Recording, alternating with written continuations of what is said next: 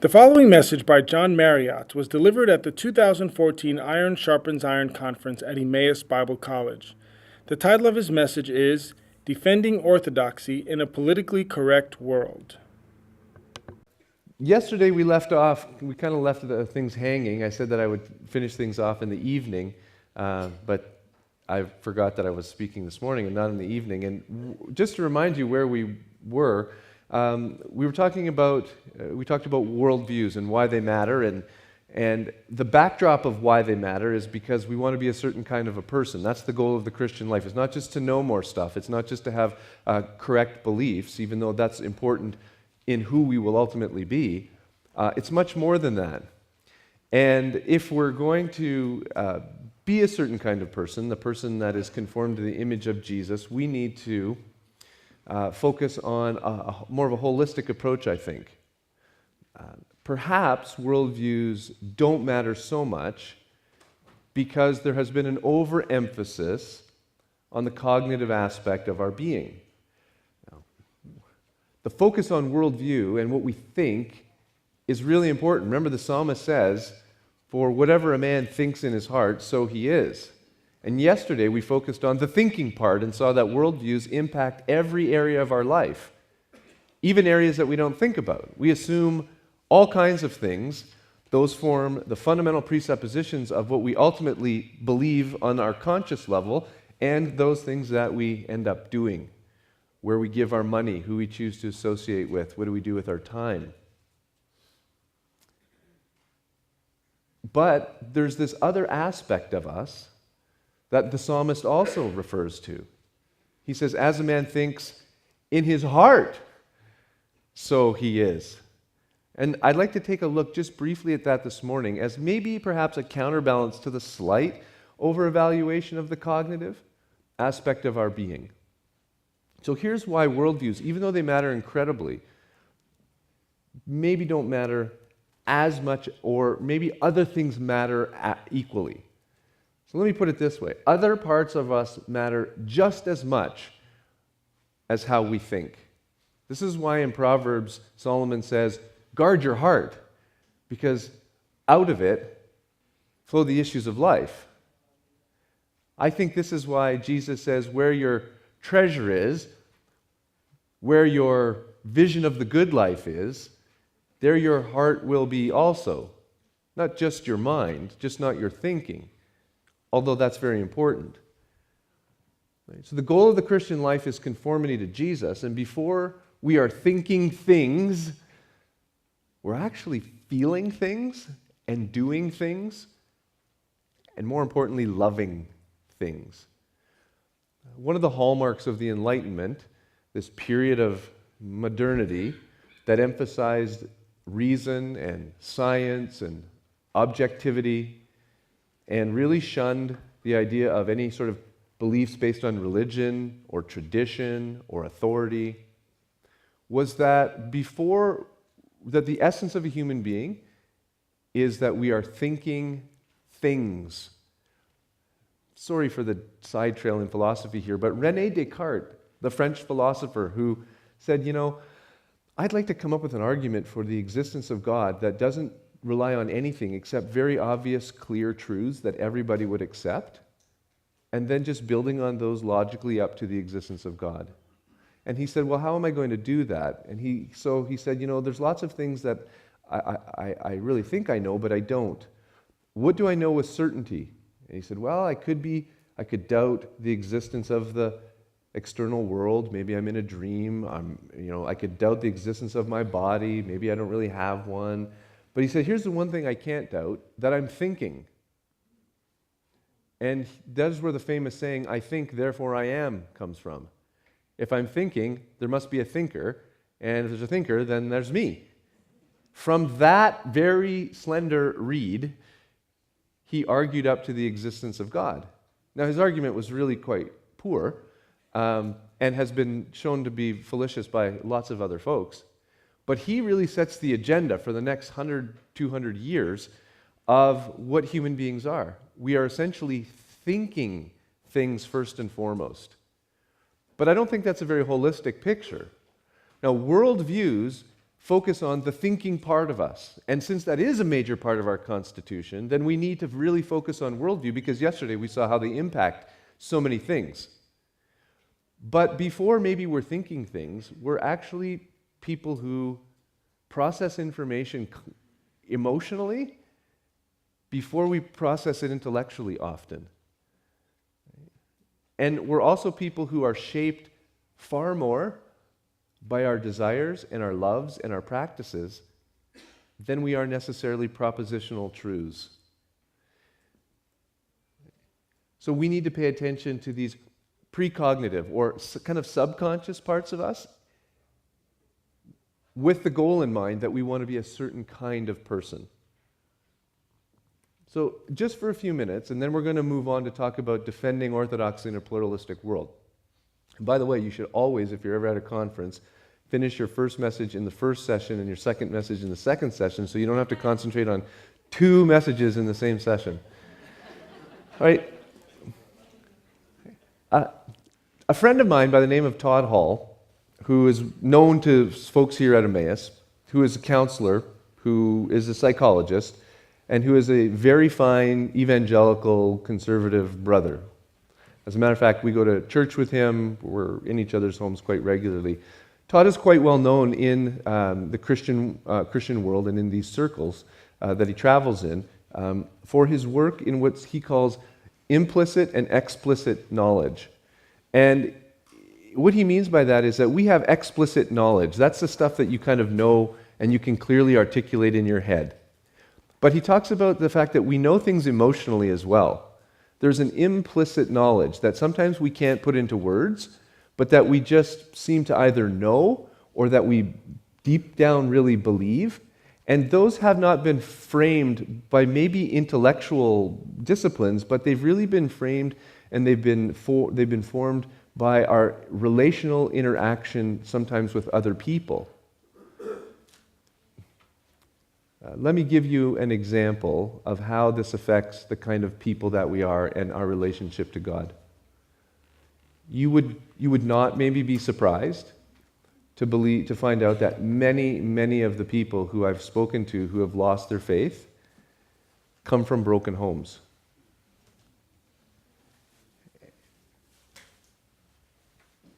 There is a certain emotional aspect that they don't put into words, that is not cognitively before the forefront of their mind, why they don't believe in God.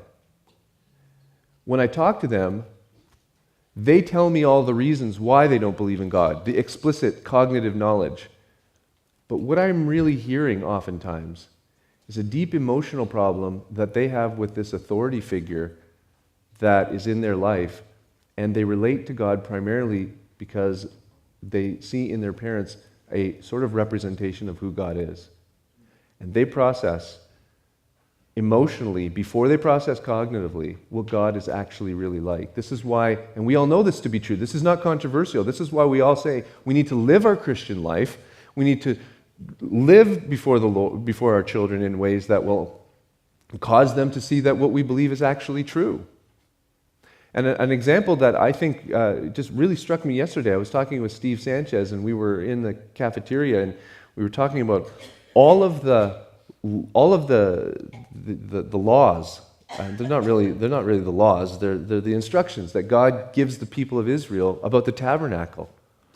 And Steve is, mentioning some of these instructions about the tabernacle, and we all know them. We come from the assembly background. We can give you the typology of even the tent peg that sticks out of the ground of the tabernacle, and how it represents Jesus in some kind of a way. And I say that jokingly, I'm not kicking dogs or anything. When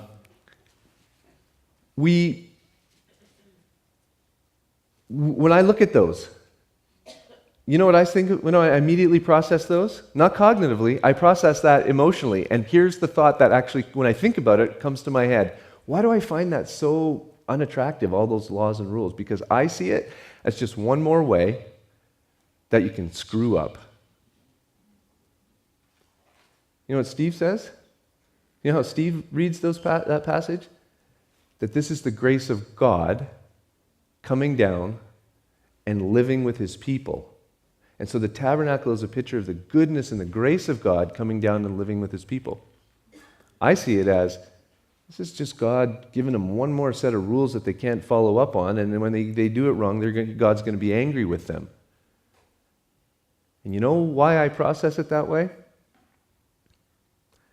Because some of the very most influential, formative people in my life were also very critical people, and would also find lots of ways to point out where you didn't do things correctly. My whole view of God is tainted by the formative relationships that I have in my life. And I process some of the things I read in the Bible emotionally before I process them cognitively. And I think that we all do that, which tells me that I need to stop and I need to reflect on the emotional component of my life and ask myself, and in dialogue with other people, do I see this correctly? Is this right? Because if I want to be conformed to the image of Jesus, I have to love him.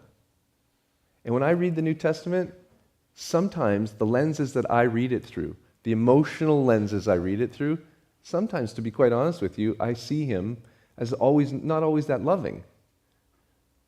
But that's my problem, because he is really loving. But I focus on things like, how is this my problem, woman, that Jesus says? Or when he calls a Syrophoenician woman a dog and says, why should we give the food to the children to the dogs? Those are the kinds of things that emotionally I grab onto.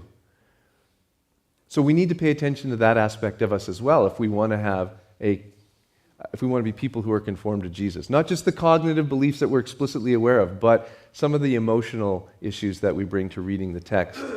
And lastly, your handout might say head, heart, feet, but good alliteration would be head, heart, hands. And so I've changed it, to hands. So don't be looking for feet, look for hands.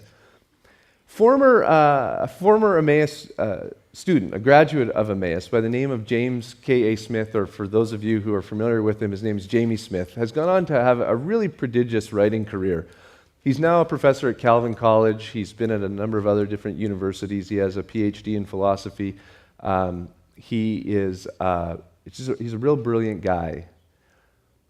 Has written a trilogy of books. And his argument in those books, and the first one is called Desiring the Kingdom, is this. And I think that he hits on something really important. He says that before we're thinking things, analyzing arguments, and before we're people who are really cognitive, what we are is we're desiring beings. We're loving beings, because God designed us and created us to be in a loving relationship. We are worshipers, really, before we're anything else. And that's not a new concept either, that we worship what we love. But Smith's argument is that at the fundamental level, we're people who are lovers, and we love images and things that we find beautiful and attractive and that capture our imagination. Now, in a pre-fall world, the thing that our love would be directed to and that would capture our imagination and that would shape us and form us as people would be God himself. But in a post-fall world, what captures our love, what grabs our imagination, oftentimes is not God. We are always loving something. Our love is always directed at an ultimate end, a picture of what is the good life, the flourishing. But it's not always the right thing. So what sets us off on these wrong directions?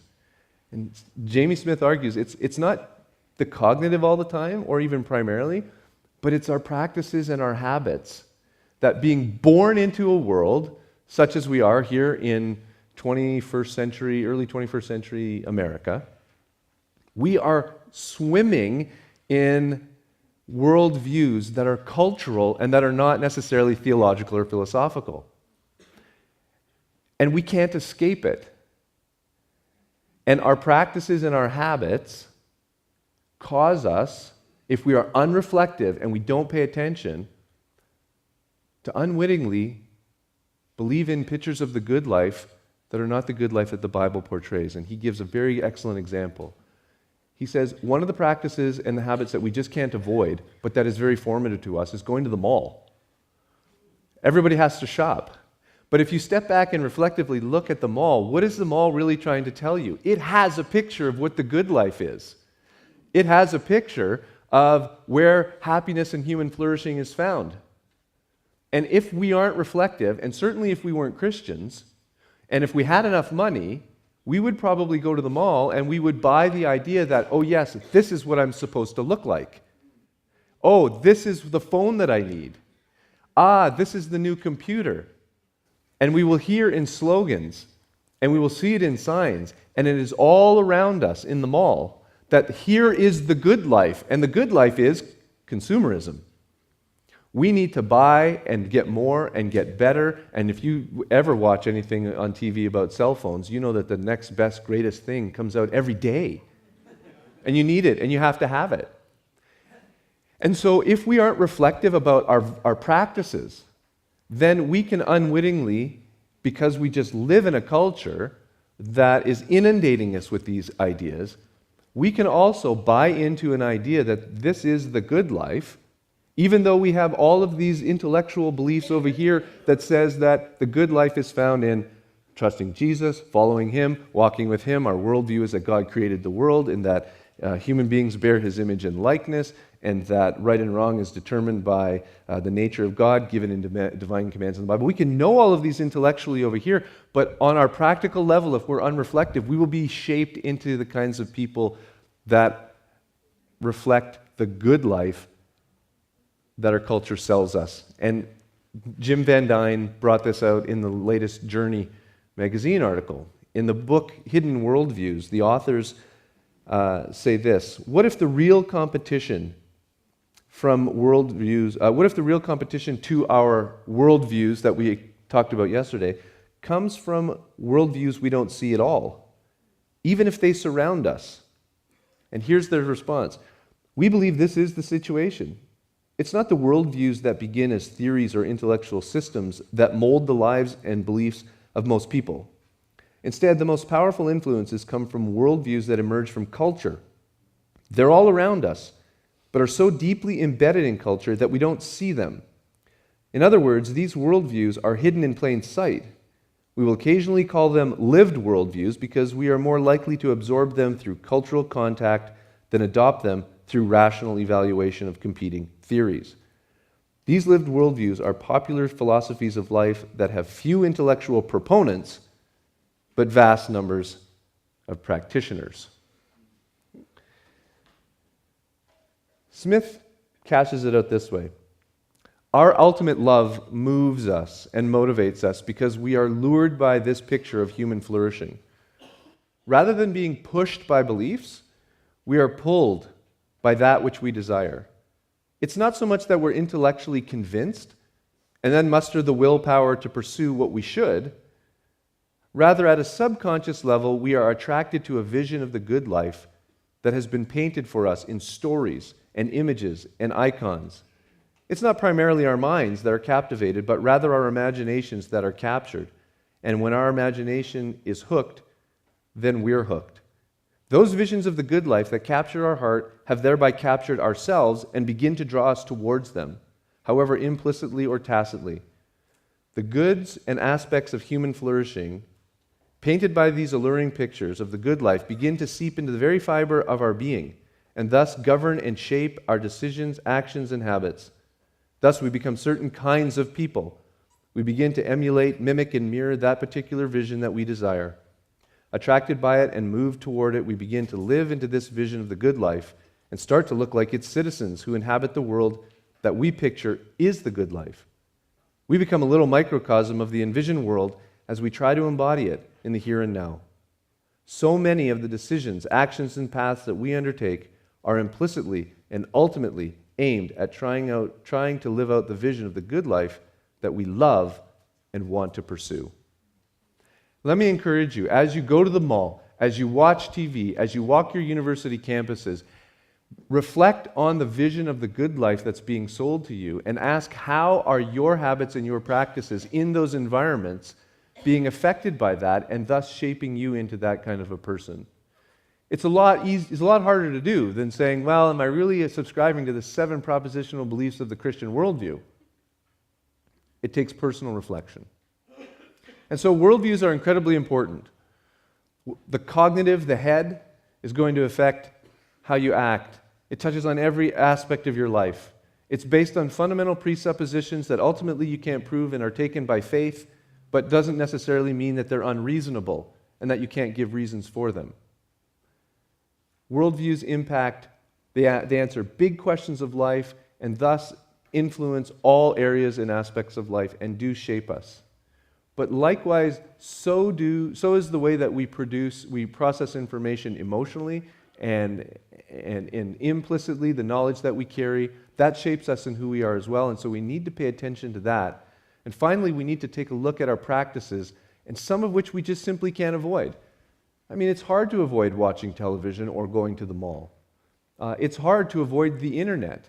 It's hard to avoid all kinds of different technology and the advertising world and the pictures that they paint of the good life for us. But if we need to step back and we need to analyze that, even though we're engaged in these practices, how are they shaping us and forming us? Have we bought into it? Because Jesus says, where your treasure is, where your view of the good life is, your heart is going to be also.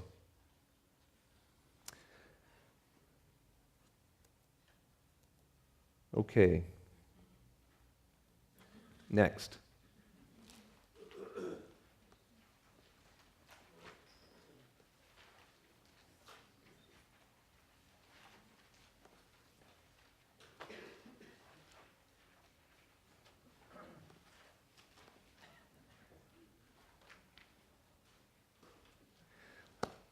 All right, this session is about defending orthodoxy in a pluralistic world. And we've already talked about what orthodoxy is. It's correct belief. It's belief that is the criterion for which is the Bible, the formation of which is the great tradition that we stand within. And we want to make sure that we are able to respond to cultural challenges that want to say, hey, you can't ever say that your worldview is the correct worldview. Your worldview is right. Because in a pluralistic world, tolerance is the most valuable virtue. So here are some questions. What is pluralism? Pluralism is simply just the condition in which numerous distinct ethnic, religious, or cultural groups are present and tolerated within a society. I heard someone joke once before that Los Angeles is the only place in the world where you can get a kosher taco served by an African-American gentleman at 3 o'clock in the morning. It's a multicultural environment. There are people who are different backgrounds religiously or different backgrounds ethnically, culturally, all living together. That's a pluralistic environment. Where I came from, it was not pluralistic at all. I would suspect that my grandmother rarely ever encountered anybody in our small town in northern Ontario who was not Caucasian European descent, unless she came across Native Canadian Indians, but they lived on the reservation, so she rarely ever encountered them either. Because she never encountered anybody different than her, she hardly ever had any doubts about who she was or what she believed. But in a pluralistic world, where there are all kinds of competing communities that claim that they have the truth, it's difficult to say that you have the truth and that even just to make the claim that you have the truth or that anybody can have the truth. I think that for a large portion, all of our young people feel this way, that there's a sense of guilt and embarrassment and maybe shame in making the claim that certain things are right and certain things are wrong. The most challenging and difficult stand that your young people and our young people and my kids are going to have is being faithful to what the Bible teaches, in my opinion, of homosexuality. This is going to be the watershed issue that is going to separate the church. And it's already begun. As you can tell, there are books on our book table addressing this issue, and I'm glad that Emmaus is. Because this will be the issue that not only brings, I think, persecution to whatever degree, to people who attempt to be faithful to their understanding of the Bible, and also a split between those who are willing to reinterpret the Bible in light of different kinds of theology. It's hard to say if you are, and please, forgive me for this, because I think that generationally we are slightly different, that I think that if you're under 30, I think that it's very difficult to make the claim that homosexual practice is immoral and is bad. I think there is such a cultural pressure that even though intellectually we might say that the Bible says that that's wrong, but in the minds and the hearts of young people, down here in their gut, there is this sense that I'm still doing something bad. I'm bigoted. Let me put it this way. The Advocate magazine, which is the gay magazine, one of the gay magazines, had on the cover, "Gay is the new black." Now, when you make the connection in your mind to how we would view people in the United States who were pro-slavery and segregation, we would say, I would never want to be identified with those people. What those people did was bad and was really wrong. This is the same, when the argument gets cashed out that gay is the new black, this is exactly why young people feel, how can I say that this is wrong? I don't want to be on the wrong side of history. I don't want to be, how do I know I'm not just like those other people that I think are terrible back then? We live in a pluralistic world where all kinds of communities are living together and rubbing shoulders, and pluralism at the food court is fantastic. But pluralism when it comes to truth is troubling and is problematic, because it's okay to say that pluralism is a condition in which numerous distinct ethnic, religious, or cultural groups are present and tolerated in a society, but it's a completely different thing to say that it's where these things all exist in a society and they're all equally accepted as valid and true and good. Now, let me back up and clarify this. It's a different thing to say this, a condition in which numerous distinct religious claims are all equally valid. I'm not making any comments on cultural practices, ethnic backgrounds, different languages, any of those kinds of things. I'm talking truth claims. And this is the religious pluralism. This is where we really find ourselves struggling in our culture as Christians, because we're living in a culture where numerous distinct religious claims are equally valid, or perhaps equally true, or perhaps equally untrue, but none of them can say that they are really the truth. I'm going to skip the video, but I'll just briefly mention it to you. The video that I have is from the TV show Joan of Arcadia. And Joan, it was a good TV show, a moral TV show. Joan is a high school student, and God comes to her and says, Joan, you're going to be my messenger. I'm going to have you do things that I want to have done here in the town of Arcadia in California. And so Joan says, okay. And God comes to her in all different forms. So sometimes he's an old man on the park bench. Sometimes it's maybe a librarian or someone in a store. And Joan recognizes that this is God coming to her, and God comes in this anthropomorphic way and gives instruction.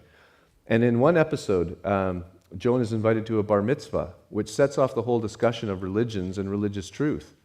And in the video, Joan encounters God at the end of the video and says, hey, look, all these religions, why couldn't you just make one? And God says, well, there are so many different people in the world, and they all relate to me in different ways. And so I needed to create different religions, because that's all that religions are. They're just different ways of relating to me, so they're really all the same. That's the best illustration of religious pluralism, is saying that all religions are the same, or that all religions ultimately perform the same kind of a function.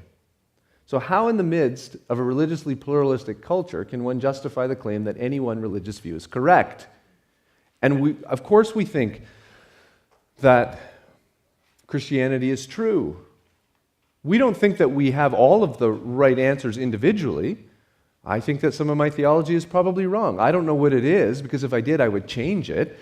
But I think that I'm wrong on some things. And I think that you're all wrong on some things too. And if you were wrong and you knew where you were, you would change it as well. But one thing that we're pretty convinced of is that Christianity defined as that Jesus came and died on the cross and rose from the dead, and that people need to have a relationship with God through him, is true. It is the big story that is true, and all of the other big stories and claims are false when it comes at least to that one point. They might be right on other things. Other worldviews and other religions teach true things. But when it comes down to that issue, and the issue of who God is, we think that Christianity is the true story. In the Old Testament, God says you can't have any other gods before me. In the New Testament, we're all familiar with the passages where Jesus says nobody can come to the Father except by me. There's no other name given among men under heaven whereby which you must be saved. There's only one mediator between God and man, the man Christ Jesus. The New Testament is pretty exclusive. It is not pluralistic. It doesn't offer a whole bunch of different ways to God. It says that there's only one off-ramp on this highway, and it's Jesus, and if you don't take it, then there are no other legitimate options. How in a culture that is so overly sensitive to anyone ever making truth claims, how do we go about making the truth claim and defending the claim that Christianity is true? Well, one thing that I think that we can do is we can talk about some of the problems with pluralism as a way of thinking and approaching these ideas.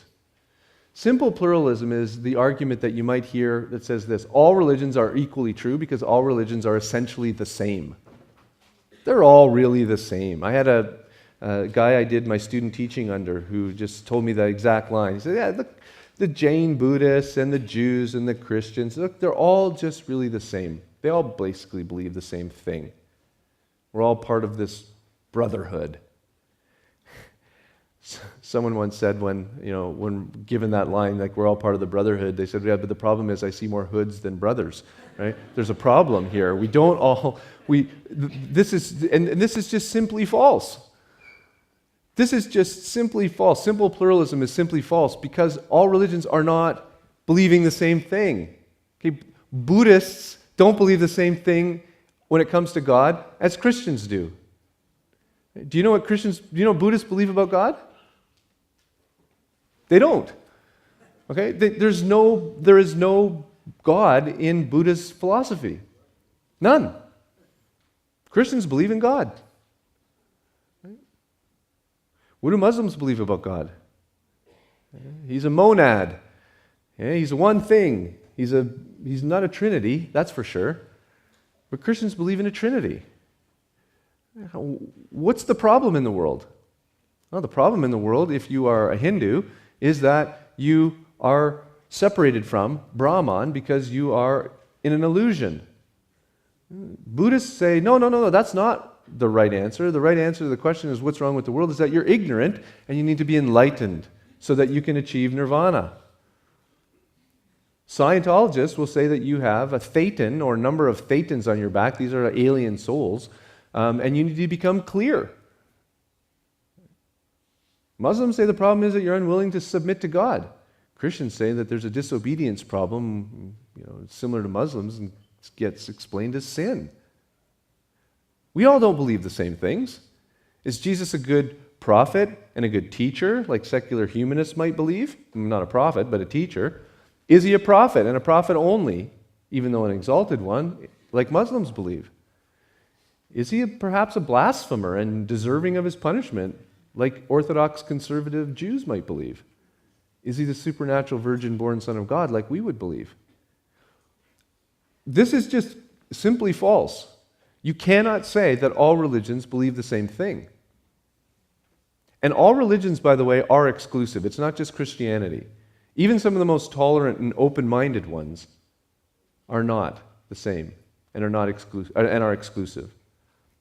The Buddha left Hinduism, which is where he came out of, because he rejected the caste system and he didn't think that the Vedas were really scripture. And so he said, I reject that, and I'm going to separate and start my own way of thinking. It's not just monotheistic religions like Christianity, Judaism, and Islam that are exclusive. Every worldview and every worldview and religion has a point of exclusivity. And if you look long enough, you'll find it. To say that all religions are equally true because all religions are essentially the same is to say more about the ignorance of one's knowledge of worldviews and of religions than it is really to say anything about the religions themselves. Now, there is a more nuanced version of pluralism. It's going to say, look, we recognize that religious claims are incompatible. Christianity and Judaism and Islam and Shintoism and Taoism and Greek polytheism are not the same. They make different claims, and those claims can't be harmonized. So they're not really the same. But we do want to say that all religious claims are equally false, because all they are is genuine attempts to speak of the eternal one. John Hick, who used to be an evangelical and who became a religious pluralist, came to the position and the belief that when you look around at all of the different religions in the world, you realize that even though their doctrines and their beliefs are incompatible, they all seem to be doing the exact same thing, producing the same kind of people. You look at the Dalai Lama and you say, wow, look at that. He's a very virtuous and moral person who cares for people and loves other people. And they say, oh, Mother Teresa, very similar. And you can go through all the different religions of the world and find their exalted folks and characters, and we look at them and say, it's hard to say who's doing a better job here of producing good people. Maybe all religions, even though they're incompatible, are just attempts to speak of this eternal being who's really out there. And even though the beliefs are incompatible and they're all equally false, they kind of are different vehicles that can be used to become a certain kind of person that maybe reflects the eternal one. This is John Hick's position. It's a religious pluralist position that's a bit more nuanced. He doesn't say that all beliefs are the same. He says that they're all equally false because, well, we really can't know God. We really can't encounter God. We only encounter God through our tradition or through our faith or through some kind of a text. We never encounter God actually. So religions are good ways of making good people, is his argument. The problem with this, though, it seems to me, is that this is quite an arrogant claim. Everyone else is wrong here. All of these religions worldwide are all wrong, but the pluralist actually sees it for what it is. Despite the fact that the argument is that we can't really know ultimate reality, and we only know reality through our traditions and through our culture and through our revelations, we don't really know reality, but the pluralist kind of seems to say that he does know reality, and he sees things kind of the way that they are. He has sort of the God's eye view and looks down and says, oh, those poor religious people, they don't realize that, they're really not all that different. But I do, because I see things the way that they are. The pluralist claims that there is a reality and that all religions are groping after it. But how does the pluralist actually know this? Because there's lots of different ways you can explain religion. Their assumption is that religion is an expression of people groping after the one eternal being that is out there. But why assume that there's a one eternal being out there? Why not just say religions are just sociological ways that people find meaning in life, or that they're just the product of evolution, or they're just a psychological salve for the insecurity and meaninglessness of a universe? Why should you assume from a pluralist position that there actually is this eternal one being who's out there? How does he know that? According to the pluralist, the only reason that people believe what they do about God and their religion is that they're the result of being raised in a certain time in a certain place. Have any of you heard this before, that if you were born in India, you'd be a Hindu? Right. Well, the argument is this: you're an exclusivist because you were born into an exclusivist religion, or you converted into one maybe. But you only believe that because this is the kind of world that you were born into. The pluralist says, that this is their diagnosis of things. But can't the same argument be made back to the pluralist that says you're only a pluralist because you're in 21st century United States of America, and then if you were born in Victorian England, you wouldn't be a pluralist, you'd be an exclusivist. So how do you know that your that your view on this is correct? Let me just say that one more time. The argument is this, that you can't say that Christianity is true and that you have the market in the corner on truth, because the only reason you are a Christian is because you were born into Christian America. But the same argument can be, and he says, so the pluralist has the right view on it. The pluralist has got the truth. The question can be turned back on him. The same accusation can be made. Pluralism must be false, and your understanding of things must be false, because the only reason you're a pluralist is because you were born here and you were born now. And if you were born somewhere else at another time, you would never be a pluralist. It does not follow simply because you can explain the origin of a belief that you've shown the belief to be false. Just because you can show how a belief originated doesn't mean that it's false. That might be very well true that the only reason, not the only reason, but let's just bracket out theological ones for a moment, that the main reason why I'm a Christian is because I was born in Northern Ontario into a Christian family that went to a Christian church in a pretty much predominantly Protestant town. But what does that have to do with whether or not what I believe is true? Nothing. It has nothing to do with it. All you've said is, here's the reasons maybe why you're a Christian, but it has nothing to do with truth. So the argument, the nuanced pluralistic argument I just think that it simply fails. Now, some of the things that you might hear that maybe would be a little bit more common would be this. Exclusivism is immoral, and it's immoral to hold exclusivist religious claims because that is being intolerant and judgmental. Right? This is one that for sure we're all familiar with. But how does it follow that just because not everyone agrees with you, that you are being intolerant and judgmental? Not everybody agrees with pluralism either, but that doesn't make them intolerant and judgmental. Just because you hold a particular belief that not everyone agrees with does not make you a bigot, does not make you intolerant, does not make you judgmental. Sometimes people say, but you know what, unless you can prove your belief empirically, unless you can demonstrate it maybe scientifically or with hard factual evidence, then you can't make an exclusive claim. So, for example, we might be able to say some science claims can be exclusively true. We can rule out other theories because we have proven this with empirical evidence, theory number one. But the problem is we hold to things all the time, pretty much exclusively, without empirical evidence. Do you all believe that all doors have two sides? Have you done an empirical study of all doors? Have you gone around and looked at all doors? No, you haven't. But do you believe that? Sure you do. Of course. What about the fact that the sun will rise tomorrow and all the laws of the universe will keep operating the same way in the future as they have in the past? Can you prove that empirically with science? No, you can't do that. But do you believe that the universe will keep operating the same way in the future as it has in the past? Sure you do, because when you bake bread in the future, you say, hey, this recipe worked in the past. When I put these ingredients in, I expect the same result. And when NASA shoots the space shuttle up, they don't say, gee whiz, I hope that the laws of the universe don't change tomorrow when we shoot the space shuttle up because we're operating on these old ones back here. But you cannot empirically prove that the universe is going to be the same in the future as it was in the past. So when people say it's immoral to be an exclusivist because you can't prove your claims scientifically, you can't even prove that the claim that you need to use science as a criterion with a science experiment. That's a philosophical assumption.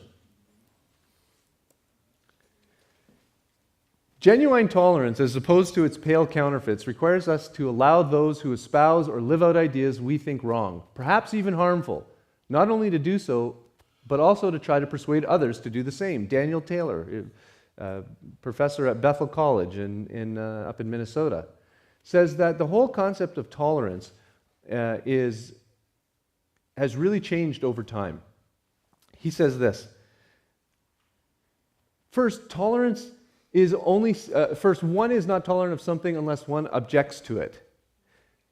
You have to object to something to tolerate it. If you invite me over to your house for dinner and then you serve chocolate ice cream afterwards, I won't tolerate the chocolate ice cream. I will just eat it all up because I like it. I have no objections to chocolate ice cream. If you were to serve me, I don't know, liver and things that I don't like, I would tolerate it, but I wouldn't like it. I would eat it, but it wouldn't really be my favorite.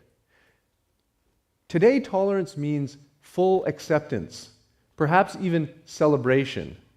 But historically, the definition of tolerance was that even though you didn't like something, even though you didn't approve of something, you allowed it to go on without forcibly coercing someone to stop their behavior.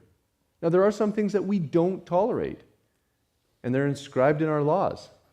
So, everybody is intolerant at some point in the old definition of the word. But today, unless you're fully accepting or you're celebrating a particular behaviors or all ideas, then you're considered intolerant. But historically, the definition would be that only people who have objections can actually be intolerant. Therefore, liberal progressive folks might actually be, ironically, the least tolerant of all people because they're not objecting to anything. Does that make sense? Right? Only people who have a particular code that they live by, a worldview, a religious perspective, who have views on moral issues and social issues can be tolerant people.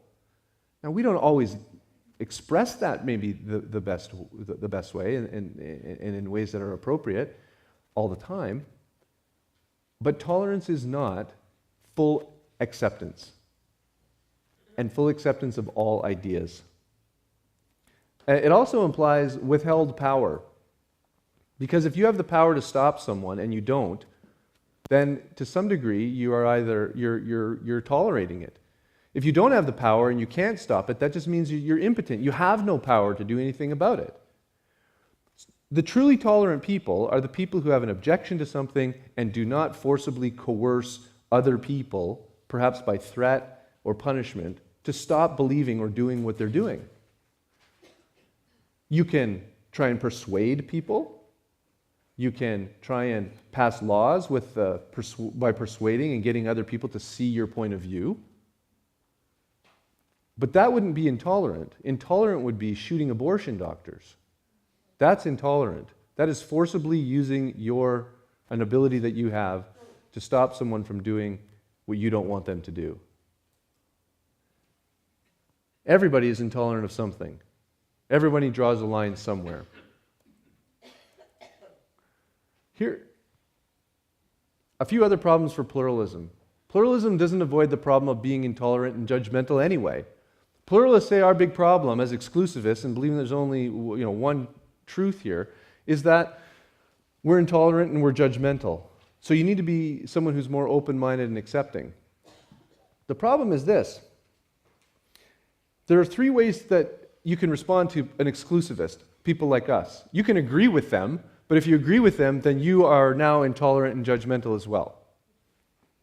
Nobody wants to be that. You can disagree with them and say, I'm a pluralist, but as soon as you disagree with them, then you are by definition being what? Intolerant and judgmental, right? You're an intolerant and judgmental person, and we're not going to tolerate you anymore. The third way is you can just withhold judgment. But even withholding judgment on these issues is still making a judgment, and here's how.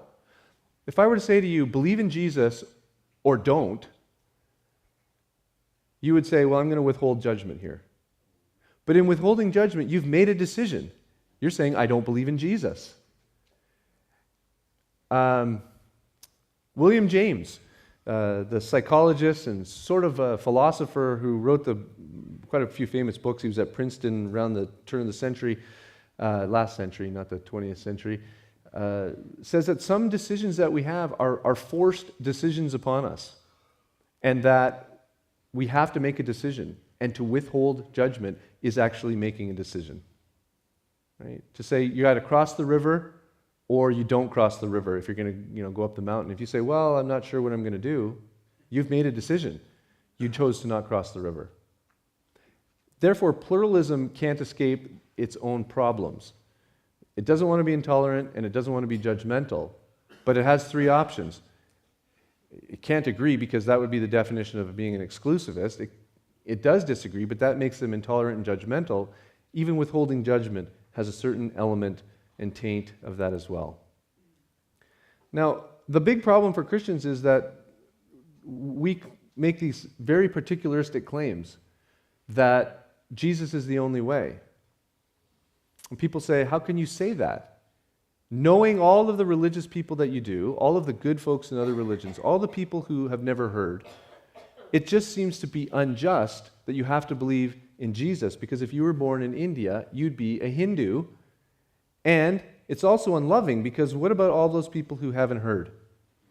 What about the people who lived in Northern Ontario 10,000 years ago, supposedly, according to my local newspaper, that these people had a settlement there? Well, I think the first answer to number one is that it's unjust if Christianity is true, because, well, people are born in these different cultures in these different places and times, is something like this, is God is actually just in offering no way to have a relationship with him. He's under no obligation to reach out to human beings whatsoever. He's not obligated to save anybody.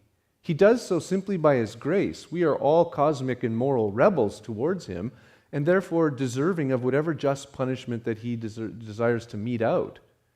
To say that God is unjust because there's only one way, we should ask the question, perhaps, why does God offer any way at all? And so that's just a question of focus. Is the focus on the injustice of God or the unjust nature of God, or is it on the grace of God? And that perhaps maybe depends on how you emotionally process your view of who God actually is. The second one, it's unloving. What about those who have never heard? Has a number of assumptions built into it. One thing we might say is that we're actually not in a good place to know about the fate of those who never hear the gospel. There are some folks in our community who would be very convinced that you need to hear the gospel story, otherwise you have no hope of salvation. There are others within our community who are equally orthodox who would say there is a wideness in God's mercy, and no one in the Old Testament ever heard about the gospel story, but they did have faith in what God revealed to them. Abraham was credited with faith, with righteousness, because God promised him something about his descendants, and Abraham believed it. Is it not possible, these folks over here would say, that people who have never heard the gospel, never exposed to the gospel, are sort of living on Old Testament ground, and the revelation to which they've received, if they are responsive to it, and if they are pursuers after God, that the righteousness of Christ can be accredited to their account in the same way that it was credited to Abraham's account? I am not advocating either position. I am just saying that for people to say it's unloving because what about those who have never heard, it's a much more complicated issue. It also assumes that if they did hear, that they would believe.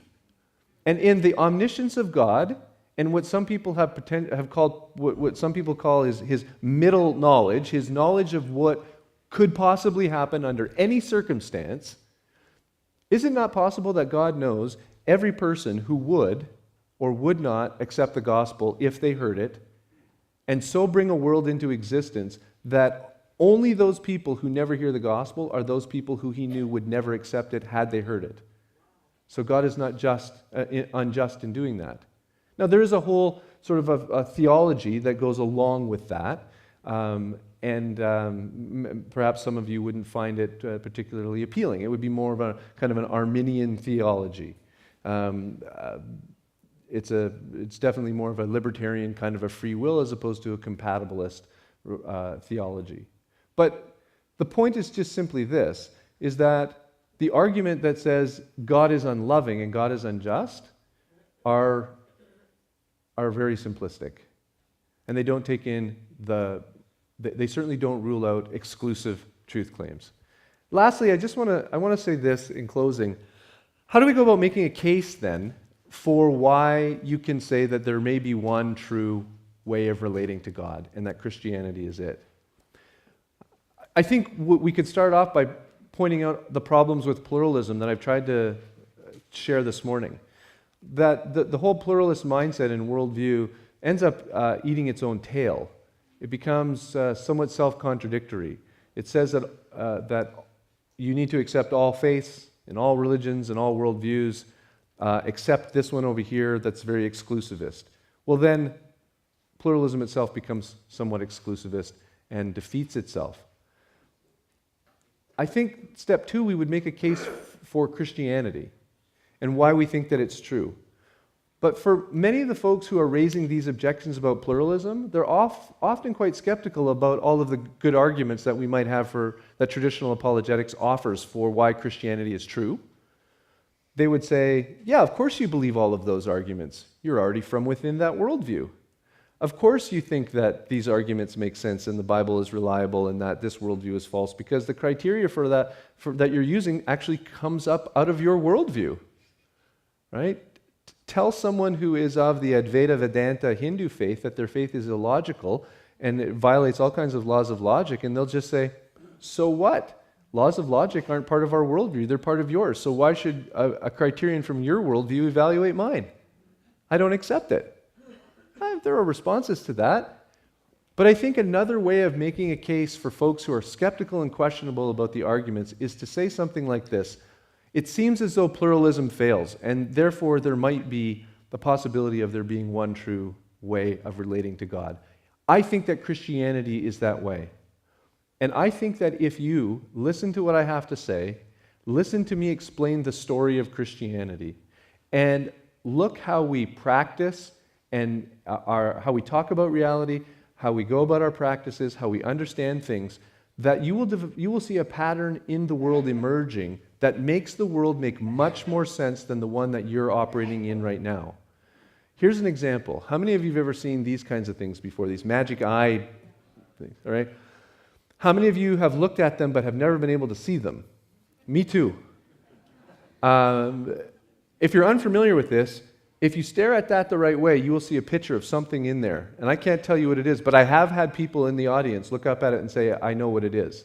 I just forget what they told me. Right? But there is a picture in there. So let's say Lisa Beatty says, you want to know what the picture is? Here's how you go about finding it. And she tells you, you have to stand on your head, you have to hold your breath, and you have to close one eye. And a picture will kind of emerge, and out of that mess, there will become a pattern. It will make sense to you. And let's say you do that, and you go, maybe I kind of see something here, but it's not really bringing it all together for me. Right? And then JJ says, no, here's what you do, and he gives you a whole different set of instructions. And that kind of helps you even more. You say, well, this is better. This is a better way of looking at the picture because it brings out more of it. I sort of see more things in here. It's making more sense. But then, I don't know. Phil Boom comes along, and he says, now here's what I want you to do. Walk up to the picture, put your nose on it, cross your eyes, stare through the picture, and back up. And as you do, the picture starts to become much more clear, and the pattern emerges, and you say, I see it. It's dolphins swimming, with a bus in the background. Okay.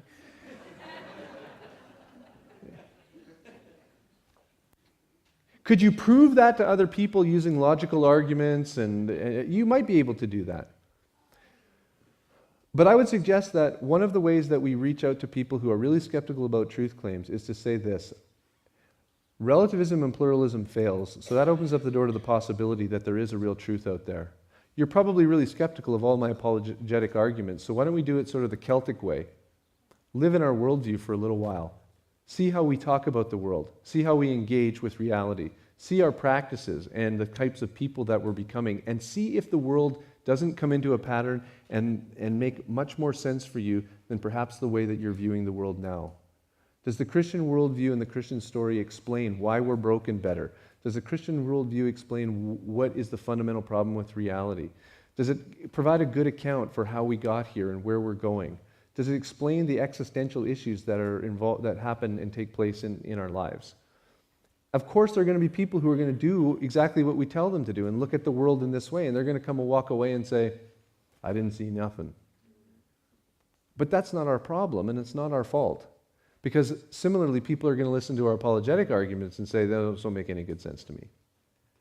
So I would encourage you, as you engage with folks, to be able to articulate a reason why there might be an open door in a pluralistic world to say, yes, we can affirm that there can be a real way, a one way, a truth, a true religion. Why? Because pluralism fails.